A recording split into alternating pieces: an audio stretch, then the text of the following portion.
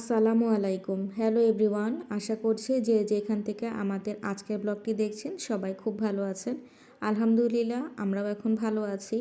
এত বড় একটা শোকের পর সবাই এই ধাক্কাটা সামলে উঠে আবার নিয়মিত জীবনে ফিরে আসতে হবে, এটাই নিয়ম। বাড়ি থেকেও চলে আসছি অলরেডি, সেটা আপনাদের সাথে গত পর্বে বলেছিলাম, যদিও কোনো ভিডিও করিনি। তো নতুন কোনো ভিডিও করতে এখন ইচ্ছেও করছে না, তাই আপনাদের সাথে পুরনো কিছু ব্লগ শেয়ার করছি। গত পর্বেও তাই করেছি, আজকেও তাই। আজকের এই পর্বটা যখন আমি ভিডিও করেছিলাম যেই সময়টায়, তখনও আমার অল্প দু এক দিনের ভিতরেই আর কি বাড়ি যাওয়ার কথা ছিল। তো ওই সময়টা ছিল সম্ভবত ঈদের সময়। তো এই কারণে আমার বোন আমাদেরকে বিকালবেলা খাওয়াতে নিয়ে গিয়েছিল। তো ওই দিন আর কি আমাদের সেরকম কোনো প্ল্যান ছিল না, যেহেতু আমরা বাড়িতে ঈদ করব। আমার বোন তো সাথে যাচ্ছে না ওর জবের জন্য। তখনও বলেছিল যে তোমরা তো ঈদে থাকবা না, আমারও ঘর থেকে বের হওয়া হবে না, তার থেকে চলো তোমরা যাওয়ার আগে কোথাও থেকে আমরা একটু ঘুরে আসি। সেই জন্যই আর কি এই ব্লগটা আমরা তখন করেছিলাম বেড়াতে গিয়ে। আমাদের বাসার একদম কাছে মেন রোডে একটা ফুড কোর্ট আছে, ওখানে গিয়েছিলাম। তো আমরা যখন এবার বাড়ি গিয়েছিলাম কাকার সাথে, মানে কাকার ডেড বডি নিয়ে যখন যাচ্ছিলাম, তখন চিন্তা করছিলাম আগে যখন বাড়িতে যেতাম তখন সবাই আমাদের জন্য কত খুশি মনে অপেক্ষা করতো, মা ভালো ভালো রান্না করতো, সারাদিন অপেক্ষা করতো আমরা কখন পৌঁছাবো। এবারও আমরা বাড়ি গেছি, সবাই ফোন দিয়েছে কখন পৌঁছাবো, কিন্তু এখন আর আগের মধ্যে অনেক তফাৎ। এবার যখন বাড়ি গিয়েছি সবাই অপেক্ষা করছে কখন তার লাশ দেখে কান্নাকাটি করে তার মুখ দেখবে, তাকে দাফন করবে। মানে এরকম পরিস্থিতিতে মানে সচরাচর মানুষের পড়া হয় না। আর আমি তো এরকম লাশের সাথে বাড়িতে সচরাচর কখনোই যাইনি। আমার শ্বশুর যখন মারা গিয়েছিলেন তখনও আমরা মারা যাওয়ার খবর শুনে রওনা হয়েছিলাম। তখন ছিল ফুল লকডাউন। ওই সময়টাও এমন একটা পরিস্থিতি ছিল, মানে আমরা চাইলেও জলদি যেতে পারছি না, বারবার আমাদের রাস্তা আটকে দিচ্ছে। তো সেই সব কিছুই মনে পড়ে যাচ্ছিল যখন কাকার সাথে বাড়ি যাচ্ছিলাম। আর এই ব্লগটা যখন আমি তৈরি করেছিলাম ভিডিওটা, সেই সময়টাও ছিল বাড়ি যাওয়ার, তখন ছিল ঈদের সময়। অন্যরকম একটা খুশি ছিল, বাড়ি যাব, সবাই আনন্দে অপেক্ষা করছিল। এদিকে আমার বোনও আমাদেরকে নিয়ে ঘুরতে গেল, যে তোমরা গেলে তখন আর এই সুযোগটা হবে না, ঈদে তো কোথাও না কোথাও যাই, এবার যেহেতু যাবো না তোমাদের সাথে একটু ঘুরি। তো এই জন্য আমার মেয়েকে নিয়ে এই জায়গাটায় খেতে আসছিলাম, একদম মেইন রোডের পাশেই এই ফুড কোর্টটা। সামনে খুব সুন্দর খোলামেলা জায়গা, দেখতে পেয়েছেন আমার মেয়ে যেখানে দৌড়দৌড়ি করছিল। ভিতরটা একেবারেই খালি ছিল, কারণ এখানে খুব বেশি একটা মানুষের সমাগম হয় না, খুবই কম। তো আমরা প্রথমে ভেবেছিলাম যে বন্ধ, তারপর কাছে গিয়ে যখন ভিতরে ঢুকলাম তখন দেখলাম যে ওনারা আছেন, তবে কোনো খাবারই রেডি করা ছিল না। আমরা অর্ডার করার পরে তার আস্তে আস্তে তৈরি করে দিচ্ছিল, এই জন্য অনেক সময় লেগে গেছে। যে কারণে আমার মেয়েকে সামনে ঘুরতে নিয়ে গেলাম, ওখানে দৌড়াদৌড়ি করে কিছুক্ষণ খেলা করলো, প্রায় আধা ঘন্টার মতো সময় লেগেছে তাদের এই খাবারগুলো তৈরি করতে। তারপর আমাদেরকে ডাকার পরে আমরা ভিতরে এসে খাওয়া দাওয়া করলাম। তো এখান থেকে খাওয়ার পর আমরা আবার বাসার জন্য পার্সেলও নিয়ে যাব। এটা আমি আগেও একবার আপনাদের সাথে বলেছি যে আমরা কোথাও বাইরে গেলে নিজেরা খাওয়া দাওয়া করে ফেরার সময় আব্বু আম্মুর জন্য অবশ্যই পার্সেল নিয়ে আসি, যেহেতু আব্বু এখন আর বাইরে বের হতে পারেন না। আর এই ধরনের খাবারের মানে সব থেকে বেশি পছন্দের চাহিদায় থাকে আমার আব্বুর জন্যই, কারণ আব্বু বাইরের এই ধরনের ফাস্ট ফুড বা হেভি ফুডগুলো খেতে খুব বেশি পছন্দ করতেন।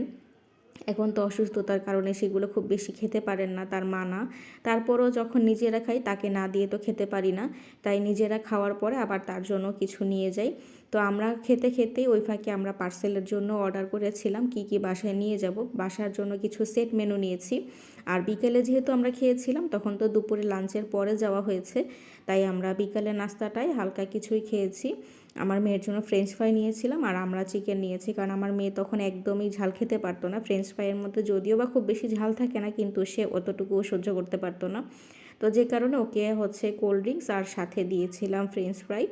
ওই দিনটায় বিকালে খুব সুন্দর বাতাস ছিল বাইরে, আর সাথেই একটা গার্মেন্টস ছিল যেটার সামনে এত সুন্দর একটা বাগান বিলাস গাছ, পুরো গাছ ভর্তি, যেমন ছিল ফুল তেমন ছিল পাখি।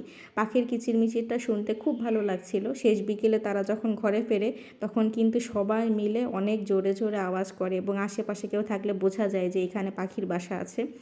আমার মেয়ে তো মুক্ত বাতাস পেয়ে দেখেন কি সুন্দর করে সে বাতাসটা অনুভব করার চেষ্টা করছে। বাচ্চারা এ ধরনের সব কিছুতেই কিন্তু নিজের খুশি, নিজের আনন্দ ছোট ছোট জিনিসে খুঁজে বের করে, যেটা আমরা বড়রা বড় হওয়ার পরে হয়তো বা এই অনুভূতিগুলো ধীরে ধীরে হারিয়ে যায় বাস্তবতার সাথে চলতে চলতে।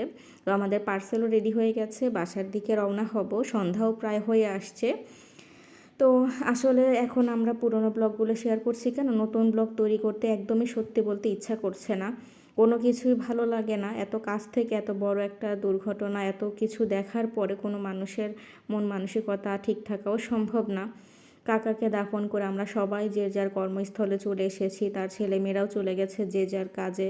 সব কিছু ভুলে থাকার চেষ্টা করছি, হয়তো বা একটু সময় লাগবে, কিন্তু একটা না একটা সময় শোক কেটে যাবে। আমাদের কাছে এই জিনিসগুলো হয়তো আস্তে আস্তে কিছুটা মলিন হবে, শোকগুলো। তারপর আমরা আবার নিজেদের ব্যস্ত লাইফে এক একজনের মধ্যে এক একজন চলে যাব।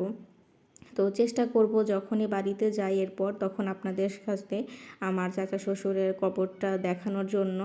যদিও বা এবার আর দেখানো হয়নি। মিলাদের অনুষ্ঠানটা চাইলে আপনাদের সাথে আমি শেয়ার করতে পারতাম, কিন্তু কেন যেন ইচ্ছা করলো না। যে এরকম একটা অনুষ্ঠান তো আসলে এটা কোনো আনন্দের বিষয় না। এখানে আমরা সবাইকে খাওয়াচ্ছি, শুধুমাত্র আমরা একসাথে বসে একটু দোয়া করব, এই জন্যই। যদিও বা আয়োজনটা বড় ছিল, কিন্তু সেটা দেখানোর মতো ইচ্ছা হয়নি, জানি না কেন। যাই হোক, এরপরে যদি বাড়িতে যাই তখন আপনাদেরকে দেখাবো যে কাকার কবরটা কোথায় দেওয়া হয়েছে। আর আপনারা যদি কাকার এই দুর্ঘটনা কিভাবে ঘটলো বা কি হয়েছিল সেটা যদি জানতে চান, আমাকে কমেন্ট করবেন। আমি আপনাদেরকে অন্য একটা পর্বে সব কিছু বিস্তারিত বলবো। পুরো ঘটনাটাই একদম নাটকীয়ভাবে, মানে মনে হয়েছে যেন যম নিজে থেকে তাকে টেনে সেখানে নিয়ে গেছে। সম্পূর্ণ কাকতালীয় একটি ঘটনা। যাই হোক, সেটা না হয় অন্য একদিন বলবো। আজকের ব্লগটি এ পর্যন্তই ছিল। বাসায় এসে আব্বুদের জন্য খাবার সার্ভ করে দিচ্ছিলাম। কী খাবার এনেছি সেটাও আপনারা দেখতেই পেলেন। আমাদের জন্য সবাই দোয়া রাখবেন যেন সবাই সহি সালামতে থাকি, সুস্থ থাকি, ভালো থাকি, এবং আপনারাও সুস্থ থাকবেন, অনেক বেশি সাবধানে থাকবেন। আজকের ব্লগটি এখানেই সমাপ্তি টানছি। অনেক অনেক ভালো থাকবেন। আল্লাহ হাফিজ। আসসালামু আলাইকুম।